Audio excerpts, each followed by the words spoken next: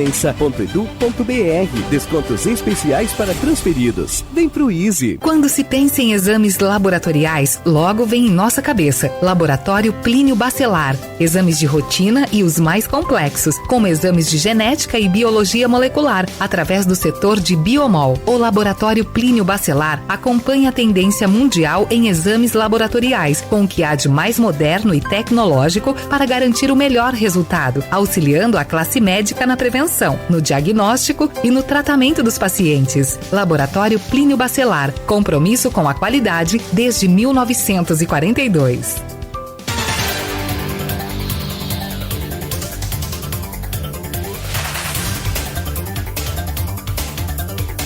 São 7h52. Bem-vindo você que está chegando na cobertura do programa Folha no Ar, primeira edição agora. Nós temos aqui a presença do presidente do Conselho Municipal de Cultura, Marcelo Sampaio, do sambista Toninho Chita, Matheus Berriel, jornalista da Folha da Manhã, o Arnaldo Neto, também jornalista, editor da Folha da Manhã. Vamos voltar a esse assunto aí, eu passo a bola aqui ou para o Matheus ou para o Arnaldo. Eu vou seguir. Não, no próximo bloco o Matheus começa, mas eu vou trazer um assunto que a gente está falando do Carnaval de Campos, um assunto que eu vejo como pertinente, como um carnaval regional. Por mais Campos, sobretudo a partir de 2009, com essa relação aí, com essa mudança do carnaval fora de época, perdeu espaço. Acho que isso é consenso, os dois colocaram isso aqui, Matheus também acho que concorda com isso, ao passo que São João da Barra manteve o seu carnaval em um nível considerável, com o apoio do poder público num repasse de 234 mil, que é um valor que também já se arrasta mais ou menos desde essa época de subvenção. E há também um certo apoio das escolas de campus a São João da Barra, uma escola fecha com a outra e depois retribui esse apoio no carnaval fora de época. Isso acontece. Mas o meu questionamento é o seguinte: o crescimento do carnaval de São João da Barra, ele meio que atrapalhou o carnaval de Campos, meio que abafou o carnaval de Campos de alguma forma? Eu não vejo, porque sempre teve essa parceria que você citou. Agora, no meu modo de ver, o carnaval fora de época, nós perdemos espaço justamente por isso. Nós deixamos as pessoas que vêem um artista, por exemplo, um cantor de fora, que aí ele aproveita para vir aqui, é contratado para vir aqui, ele se torna muitas vezes até mais barato do que as pessoas daqui, os intérpretes daqui. Um mestre sala porta-bandeira se torna até mais barato, porque a valorização aqui é maior, porque a gente quer se equiparar. E quando ele dá um preço para vir aqui, se torna mais barato. As alegorias lá, você compra a granel pronta e chega aqui, tem poucas coisas. Então a gente vai perdendo esses espaços, e se fizer uma comparação com o São João da Barra, a gente perde num contexto de carnavalizar, que hoje nós também já estamos mudando essa concepção. Não parece não, mas está tendo um avanço nessas festas populares de rua, né? O Grito do Morrinho, teve o Sossego agora, e isso é uma resistência, né? Sim. Então é o que amanhã, se o desfile voltar para a época, que eu acho muito difícil, porque os presidentes de agremiação, ao meu ver, não querem, porque é muito mais fácil de gerenciar em termos de finanças, né, no pensamento deles, de um carnaval fora de época do que um carnaval na época que o pessoal está fechado com a televisão e não vai ver o desfile. Eles acreditam nisso. Eu sou contra. Por que eu sou contra? Porque eu já percebi, já senti isso na pele. Agora, a razão dele é questão de finanças. Para gerenciar, realmente, para eles, no caso, é mais difícil. Só que eles não estão preocupados com a comunidade, né? A comunidade quer ir no dia. E por aí, quando você vê um artista de fora, quem é da comunidade está sempre prestigiando. O artista de fora, por exemplo, você traz um neguinho da Beija-Flor e coloca lá na avenida para cantar o teu samba, ela vê uma vez, no outro ano já não vê. Aí é complicado. Não tem identidade nenhuma. Não tem identidade. O horror para mim é isso. É um intérprete de fora cantar o samba de uma agremiação de outra cidade. Para mim isso aí é um escárnio.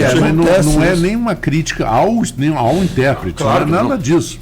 Neguinho é um grande intérprete. Não, e são muito melhores do que de Campos, são. Mas nós somos de Campos. Mas isso também é relativo, né? Carnaval é muito identidade de Campos. Carnaval é identidade. Intérpretes como o Ninil, o Vado do Pagode, que são hoje o ícone aí, o Badanha, eles na verdade, Jardel do Cavaco, esses cantores, eles levam a comunidade dele para assisti-lo. E sempre, hoje sempre. Quando você traz um artista de fora, no outro ano, se você conseguiu botar 100 pessoas lá, no outro ano não tem ninguém, porque já viu. Eu faço um paralelo comparativo com o Carnaval Fora de Época, as pessoas que vêm aqui participar dele, como os royalties do petróleo. O que deixaram? Nada. O que deixa para uma agremiação vir com um intérprete de fora? Acaba o carnaval, não fica nada. Que nem os royalties do petróleo, que também existiram aqui e não deixaram de nada de muito concreto pelo volume financeiro que eles representaram. O que eles deixaram? Como tu vem de fora, também é assim. Em relação ao que Arnaldo perguntou, eu acho que o Carnaval de São João da Barra, primeiro, parabenizo os sanjoanenses de não terem entrado nesta falácia que é esse negócio de que, olha, o Carnaval da Globo transmitido lá vai tirar pessoas da avenida. Vá lá na Joaquim Tomás de Aquino, lá nos dias de grupo especial, que por exemplo, domingo é dia de grupo especial no Rio de Janeiro, e é o primeiro dia das escolas das grandes escolas de samba de lá, que são Contos e o Chinês. Está super lotada, não tem como andar. Então, não é. Ele não, falácia. É falácia. Não tira o. E São João da Barra também não tira de Campos, porque durante muito tempo coexistiram esses desfiles sanjoanenses com os desfiles campistas e dava gente nas duas avenidas. Então eu acho que em momento nenhum ela atrapalha a permanência, a saída que não trouxe gente. Mas eu não sei também que se queriam trazer gente. Eu tenho uma opinião, e eu não tenho comprovação científica nenhuma, eu tenho uma opinião muito particular sobre essa mudança da data do Carnaval de Campos. Vamos lá. Era governo Rosinha Garotinho. Se você tira o carnaval da época, você desarticula as comunidades. Quando você desarticula as comunidades, você faz com que o povo tenha menos um canal de expressão. Quando o Garotinho foi eleito pela primeira vez prefeito de Campos em 1988, começou a governar 1º de janeiro de 1989, sabe qual foi uma das primeiras atitudes dele? Acabar, entre aspas, com as associações de moradores, criando os tais administradores de bairros escolhidos pelo poder público municipal. Porque aí você escolhe quem vai representar aquela comunidade e esvazia a associação de moradores, que é uma coisa coletiva, construída de baixo para cima e não de cima para baixo, e você começa a ter um controle maior.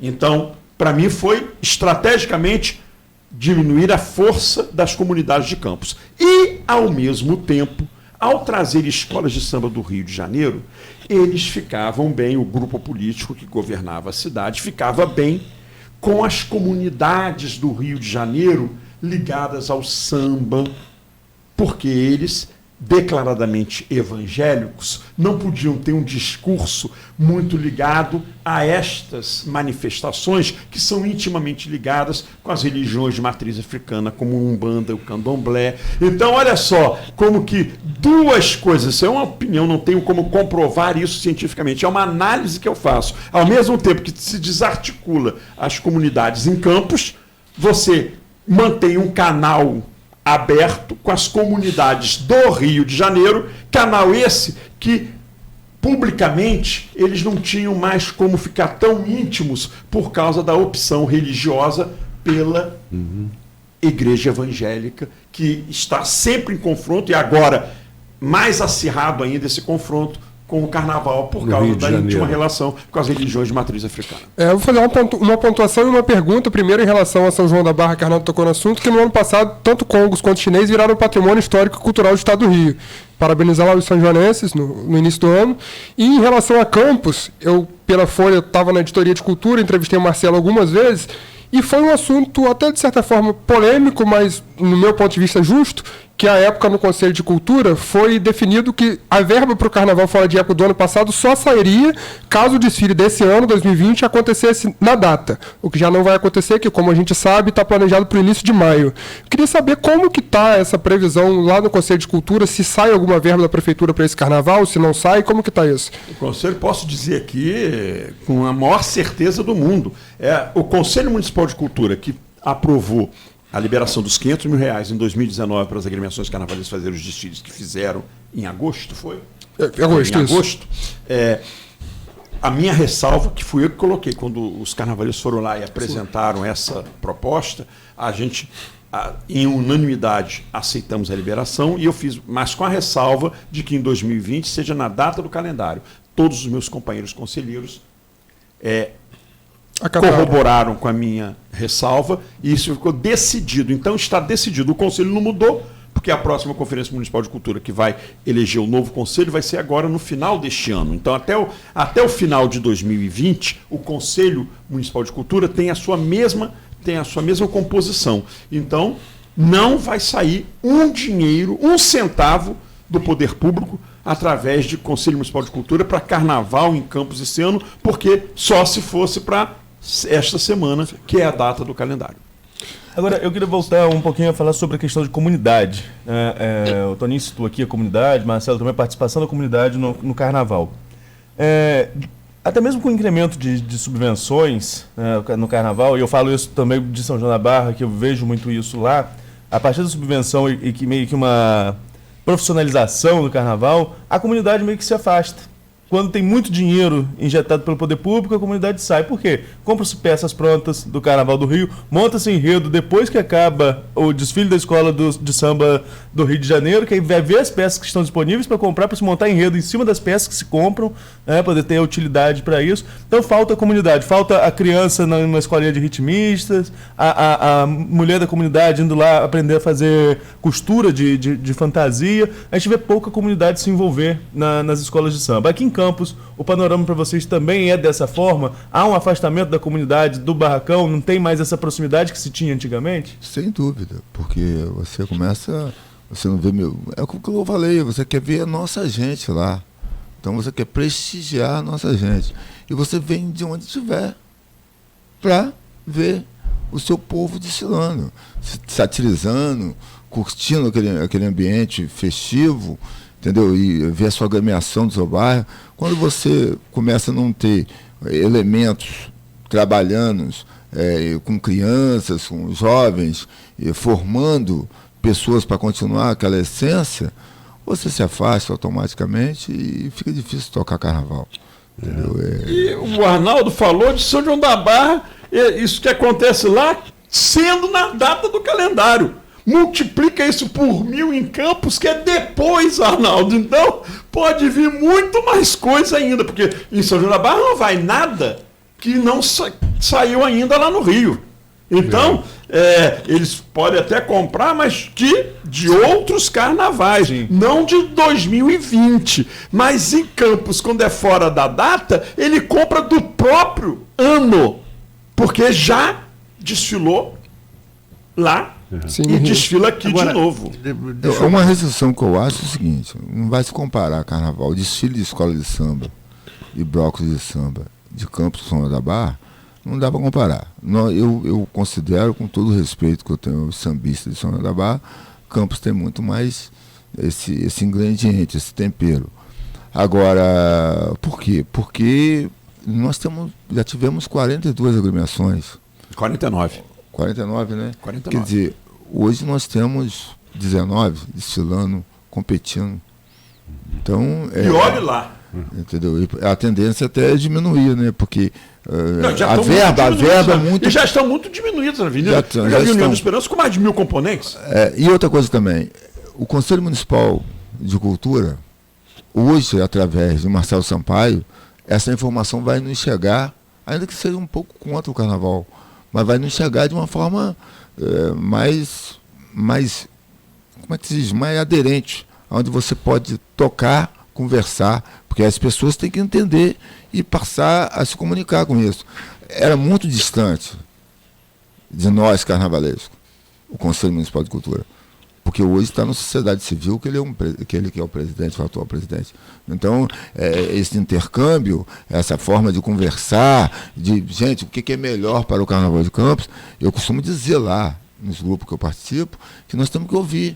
Nós temos pessoas talentosíssimas, o Nelson Pires, o Marcelo Moreno, entendeu? O Cidinho Ramos, o Marcelo Sampaio, e pessoas que estão na atividade do Carnaval, onde essa política de inversão, ela tá fervendo. O próprio Toninho Chita é um prejudicado disso tudo, porque ele, como compositor, eu já fui jurado de escolha de samba-enredo, de os psicodélicos, no ginásio do Automóvel Clube, não no ginásio, não, no ginásio lá.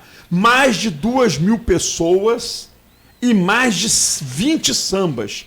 Era de uma efervescência que a comissão julgadora tinha que sair, sabe por onde? Pela entrada das piscinas ali na Siqueira Campos, porque a entrada do ginásio é ali pela Rua do Sacramento, né?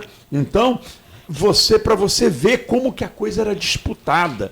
E recentemente, a Urural da Lapa, uma das escolas de samba de mais títulos da nossa cidade, ia fazer um concurso de samba-enredo lá no Jaiminhos Bar, que ele era o presidente na época. E adivinha quantos sambas apareceram? 1. Nem houve disputa. Houve uma aclamação. O Urural da Lapa, apenas 1 samba. A segunda maior campeã de Campos, a pesquisa que eu fiz em 2018. 1 samba que foi aclamado. Nem disputa teve. Eu já fui jurado do BRUC, o Bloco Unidos do Capão, ali no Rio Branco, o Clube de Regatas Rio Branco, ali na Beira Rio, na 15 de novembro, em que, vocês conhecem lá, tem um salão, era lá, aí tem uma escada e tem ali a pérgola da piscina. Tinha gente na pérgola da piscina porque o salão já estava superlotado e a escada também.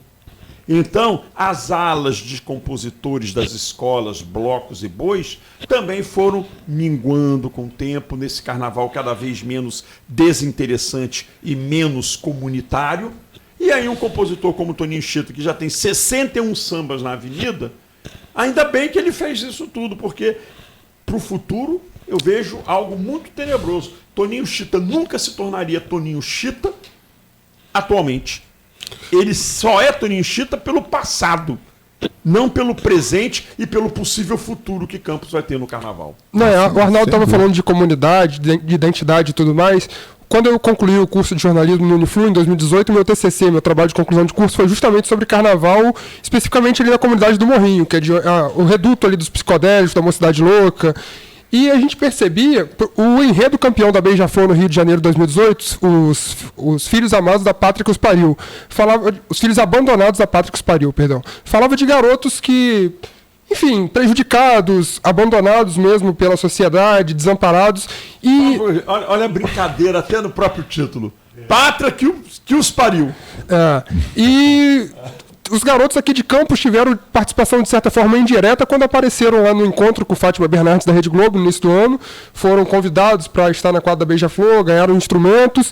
E a gente percebeu que, durante a pesquisa, que aquilo faltou um apoio, faltou um incentivo, porque elevou o nome da cidade de Campos, que à época aparecia apenas por corrupção, por crimes e tudo mais. Foi uma coisa bonita ver os meninos lá batucando na lata em rede nacional, teve uma repercussão muito grande à época, e aquilo foi se perdendo. Eu produzi um documentário junto com o Jadir de Oliveira e orientado por Olavo de Campos Soares, ex-secretário de Cultura de Campos, professor do Uniflu, que não teve um incentivo. À época a gente falou exatamente o que o Arnaldo disse, da falta de uma escola de ritmistas, por exemplo, no CEPOP, que acontecesse. Não teve isso. Foram meninos que surgiram na maior naturalidade possível, uma brincadeira de criança, batendo na lata, fazendo samba, o que é uma coisa simplesmente natural ali da comunidade Morrinho, porque eles, por exemplo, o Wendel, que era o líder, vamos dizer assim, o criador do grupo, é filho do Wallace, que tem um boi arrastão, que vem do avô, que já teve um boi. Paraná. É uma coisa que vai, Paraná, que vai se passando, vai se perpetuando na família, no bairro.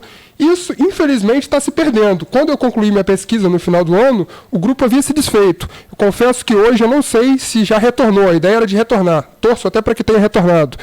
Mas perdeu por falta de apoio. O Wallace está fazendo uma carreira solo aí como intérprete. Sim, mas o grupo dos meninos original tinha sido desfeito. Então, falta um acompanhamento, um apoio para que isso se perpetue, essa cultura. Um outro ponto para a gente começar a debater, eu acho que o microfone está meio baixo aí. Tá sim. Matheus, só um pouquinho que nós vamos acertar aqui. Então, eu queria até que o Marcelo assistiu o documentário, o Toninho também assistiu, queria que vocês comentassem um pouco sobre essa questão da falta de incentivo para essa nova geração do samba de Campos, que são garotos que nasceram com isso na veia, não tem muita explicação. Eu vejo a política partidária, principalmente em Campos, está uma briga muito acirrada, com uns querendo renovação, e aí essas não estão preocupados com essa cultura, de certo modo. A gente fica meio perplexo com essa situação, a gente não vê renascer, não vê. Já está com o problema das agremiações não fomentar a comunidade. E aí a política parece que estão vivendo em um outro mundo, entendeu? Uma cidade que eu vejo como uma cidade capitalista, entendeu?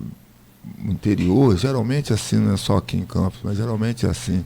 E não ficam preocupados com essa tendência cultural.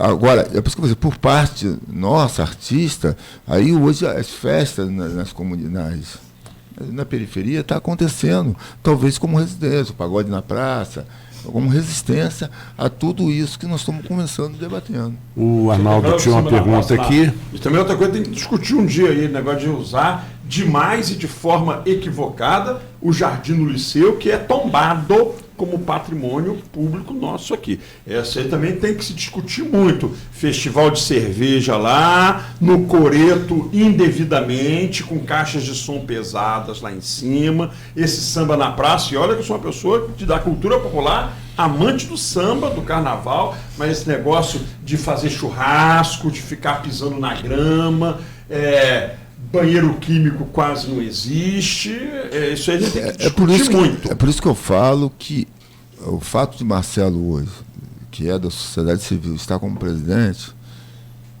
isso vai trazer para quem quer um diálogo muito importante, porque é a primeira vez que nós temos um presidente da sociedade civil. Então o que nós temos que fazer? Nós temos que se render, parar dessas picuinhas que existem dentro do carnaval e dentro da cultura popular de Campos e sentar para conversar o que é melhor para Campos, com nomes que eu citei aqui, pessoas talentosíssimas que saem daqui, é sucesso no Rio de Janeiro, entendeu? Pessoas aqui aderentes querendo melhorar essa questão cultural. O Arnaldo tinha uma pergunta que acabou o microfone aqui não permitindo. Para ajeitar.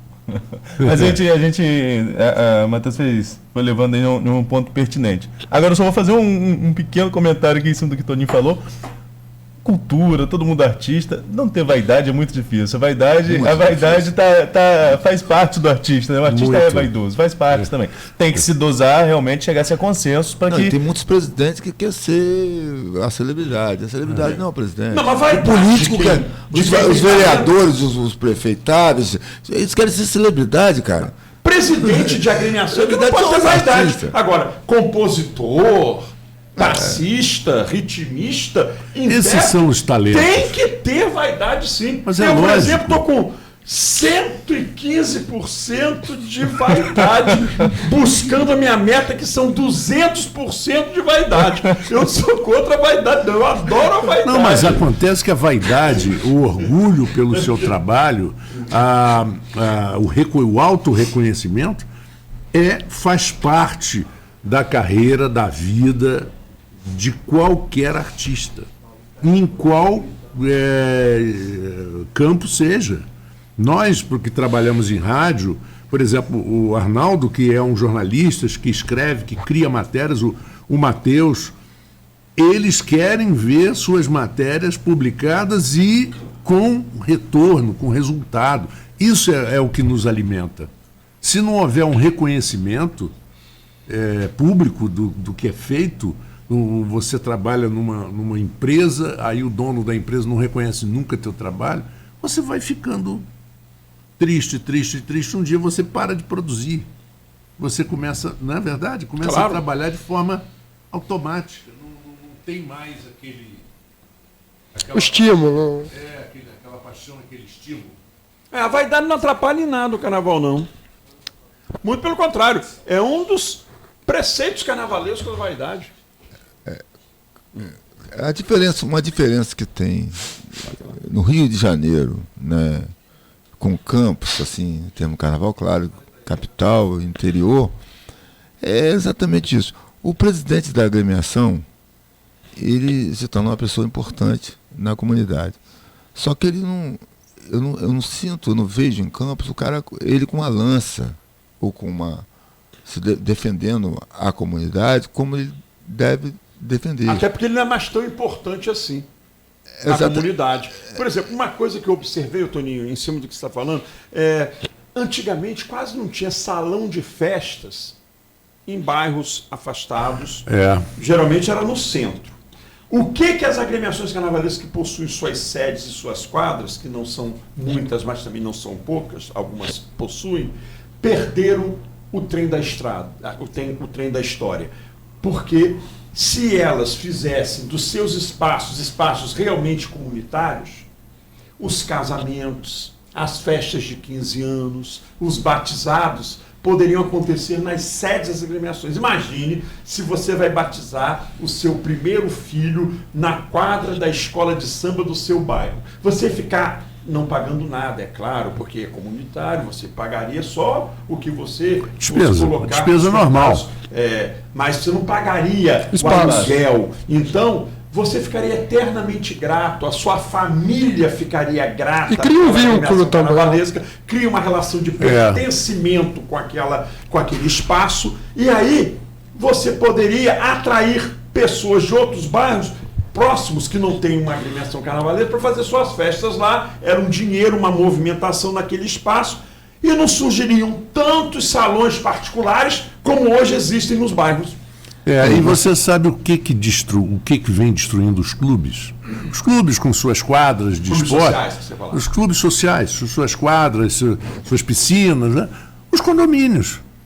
O sujeito tem no condomínio uma academiazinha, tem no condomínio uma quadra de tênis, tem no condomínio a piscina, tem no condomínio a academia, lá acabam não frequentando no condomínio e também não vão no clube. Até a noite dos bairros está movimentadíssima. Se essa quadra fizesse um barzinho, o cara ia comer o seu churrasquinho até a pé, de onde ele mora ali, onde ele mora, e não para o centro ou para o outro bairro. Por exemplo, Arthur Bernardes, que é uma pista relativamente nova, já tem lá o baixo Arthur Bernardes, como tem na Pelica. Que na verdade é a Avenida Mário Moraes de Andrade. E aí Arthur Bernardes, entra uma discussão que vale tanto para o Rio, São Paulo, quanto para Campos, São João da Barra e qualquer lugar que for. As agremiações fazendo os seus eventos, comercializando os seus alimentos, suas bebidas, enfim, cria-se, de certa forma, uma independência do repasse financeiro. Lógico que você vai querer a subvenção, mas você não vai depender exclusivamente daquilo para quando chegar no carnaval colocar. Isso deveria ser desde o início. Eu queria colocar esse assunto e um intervalo para a gente voltar a falar algumas coisas, por exemplo, esse problema na subvenção do governo. Outra coisa, o que se beneficia com o carnaval, turismo, hotel, restaurante, se eles contribuiriam ou não, porque se eles se beneficiam, por que não contribuir? Por que não tirar um pouco do ônus do governo? Porque no momento que você coloca no ônus do governo, na minha opinião, não sei se o Marcelo concorda, Arnaldo e Matheus e Tuninho, você acaba também abrindo porta para a vaidade do político, né, de interesses, daquilo até que você falou da Rosa Magalhães, que não ia fazer a tal da chapa branca, do desfile chapa branca. Você acaba envolvendo aquela história do político que vai para a escola de samba para angariar voto e tal. Bom, vamos a um pequeno... Tem só antes do intervalo, tem um tema que a gente não falou ainda, que é o carnaval pós-CEPOP, né? Que o carnaval se criou uma estrutura muito grande para o Carnaval de Campos e não houve apoio para as escolas crescerem a contento no espaço daquele. Pois é, nós vamos agora a um pequeno intervalo e voltaremos em instantes. A Campos Delivery faz o irresistível frango frito